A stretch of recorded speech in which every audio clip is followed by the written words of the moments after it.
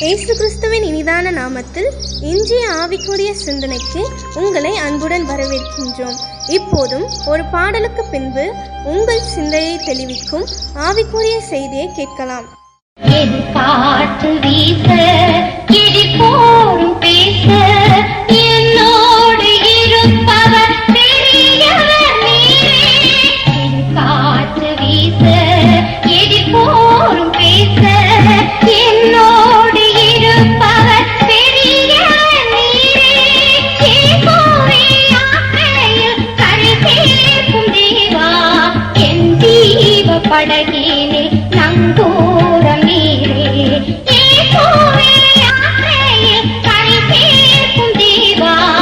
என் ஜீவ படகிலே நங்கூரம் நீரே.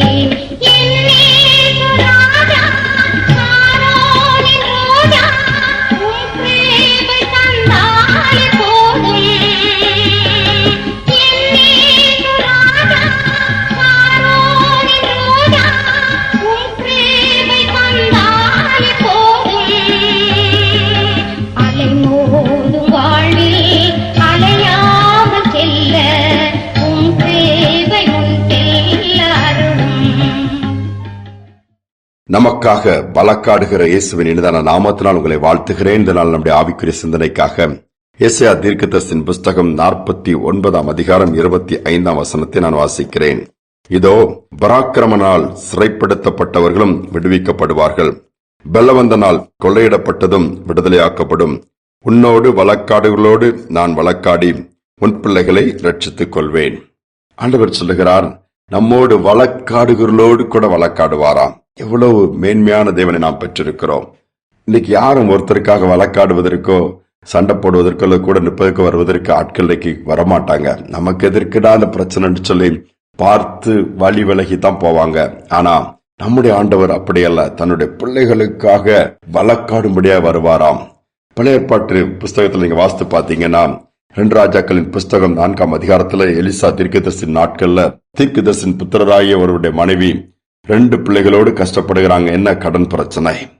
கடன் பிரச்சனை அதிகமானால் அதை திருப்பி செலுத்த முடியவில்லை. இதனால் கடன் கொடுத்தவர்கள் வந்து இந்த பிள்ளைகளை அடிமையாய் பிடித்து செல்ல வந்து விட்டார்கள்.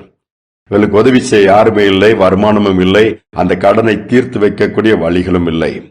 தீர்க்கதரிசியிடம் இந்த தாய் ஓடுகிறார், ஐயா, என்னுடைய நிலைமை எப்படி பரிதாபமா நான் மாட்டிட்டு இருக்கேன், பிள்ளைகளை இழந்து என்னால் இருக்க முடியாது, 2 பிள்ளைகளையும் கடன் கொடுத்தவர்கள் பிடித்து செல்ல வந்து விட்டார்கள் என்று சொல்லும்போது, நான் உனக்கு என்ன செய்ய வேண்டும்? அதோடு மட்டும் உன்னிடத்துல என்ன இருக்கிறதுன்னு சொல்லி தீர்க்கதரிசி கேட்கிறார். என்கிட்ட ஒண்ணுமே இல்ல, கொஞ்சம் பாத்திரத்துல எண்ணெய் மட்டும் இருக்குது. சரி, நீ இப்போ பக்கத்து வீட்டுல எல்லாம் பாத்திரத்தை வாங்கி உண்ட பிள்ளைகளையும் வீட்டிற்குள் கூட்டி வைத்து அறையை பொட்டி கொண்டு அதை வார்த்து மற்ற பாத்திரங்கள் எல்லாம் நிரப்பன்னு சொல்லும் பொழுது அதே மாதிரி கீழ்ப்படிந்து செய்கிறாள். எல்லா பாத்திரங்களும் எண்ணெய்களால் நிரம்புகிறது. திருப்பி ஓடி வருகிறாள் தீர்க்கதரிசியிடம், ஐயா, இந்த மாதிரி பாத்திரங்கள்லாம் வாங்கி அந்த கொஞ்சம் என்ன அப்படி பெருகி எல்லாம் நிரம்பிருச்சு, அடுத்து நான் என்ன செய்ய வேண்டும்? இவைகள் எல்லாவற்றையும் விற்று உன்னுடைய கடனை தீர்த்து மீதி இருக்கிறதுலே நல்லபடியாக நீ வாழ்ந்துருன்னு சொல்லி அனுப்பி வைத்தாராம். பாருங்கள், கடன் பிரச்சனைக்கு ஒரு தீர்வு வந்தது. பிள்ளைகள் அடிமையாய் போகிற காரியம் தடுத்து நிறுத்தப்பட்டது.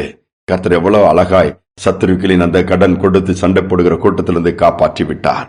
அநேக சூழ்நிலையிலே அதிக கடன் பிரச்சனையால் மாட்டிக்கொள்கிற குடும்பங்கள் உண்டு.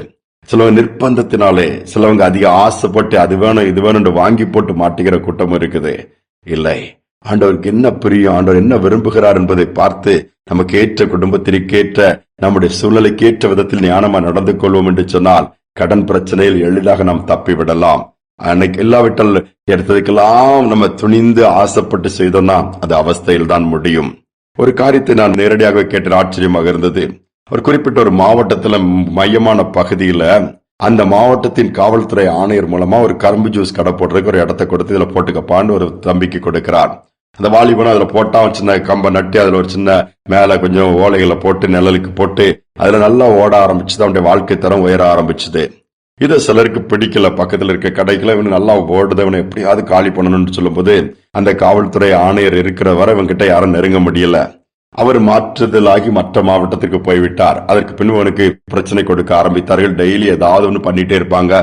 போற வாரவங்கிட்ட எல்லாம் வம்புலுக்க வைத்து ஏதாவது பிரச்சனை போய்கிட்டே இருந்தது. இவருக்கு என்ன செய்யண்டே தெரியவில்லை. ஆனாலும் ஆண்டவர் நோக்கி கூப்பிட்டுக்கிட்டே இருந்தாரு. ஒரு நாள் என்ன பண்ணாங்க, இவனுக்கு விரோதமாய் கம்ப்ளைண்ட போட்டு அங்குள்ள கார்பரேஷன் சொல்லி போலீஸ் காவலோடு இந்த கடையெல்லாம் ரிமூவ் பண்றதுக்கு எல்லாம் வண்டியில் வந்து நின்றுச்சுது. இவர் பதறாரு. இதாயா வாழ்வாதாரத்தை தூக்கி போட்டீங்கன்னா என்ன பண்ண, மற்ற கடலாம் இருக்குது அதெல்லாம் நீங்க விட்டுறீங்களான்னு சொல்லும் போது, அதெல்லாம் எங்களுக்கு தெரியாது, நாங்க இப்ப எல்லாத்தையும் தூக்கி போட்டு போயிரும், நீ தூக்கிட்டு போறியான்னு சொல்லி இந்த பிரச்சனை ஓடிட்டு இருக்குது. அவர் இயேசுவேன்னு சொல்லி நோக்கி கூப்பிடுறாரு. அந்த நேரம் பார்த்து திடீர்னு சொல்லி ஒரு காவல்துறை உயர் அதிகாரியுடைய கார் அந்த பக்கம் கிராஸ் பண்ணுது. இவர் பார்க்கவே இல்லை. திடீர்னு பார்த்து அந்த காரை இந்த டிரைவரை நிப்பாட்ட சொல்லி அந்த கார்ல இருந்து ஒரு மனுஷன் இறங்கி வராரு. இறங்கி வந்து என்னப்பா அங்க என்ன பிரச்சனை அப்படின்னு சொல்லி நிக்கிறாரு.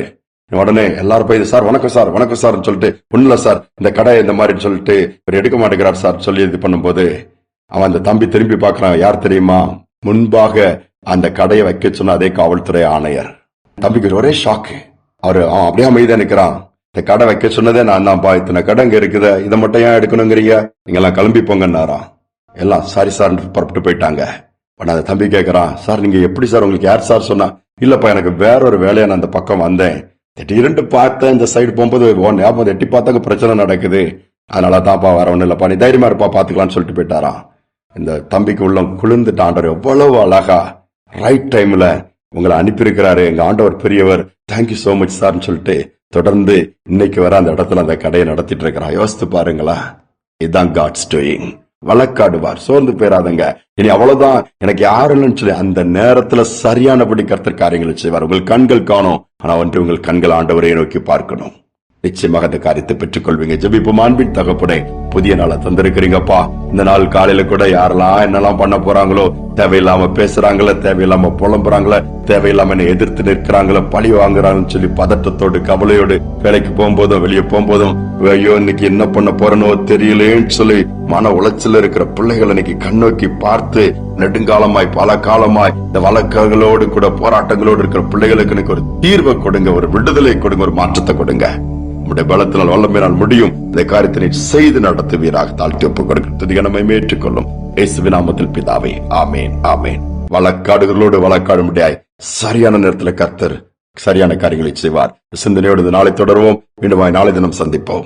உனக்கெதிரான ஆயுதங்கள் வாய்க்காதே போகும். உனக்கெதிரான ஆயுதங்கள் வாய்க்காதே போகும்.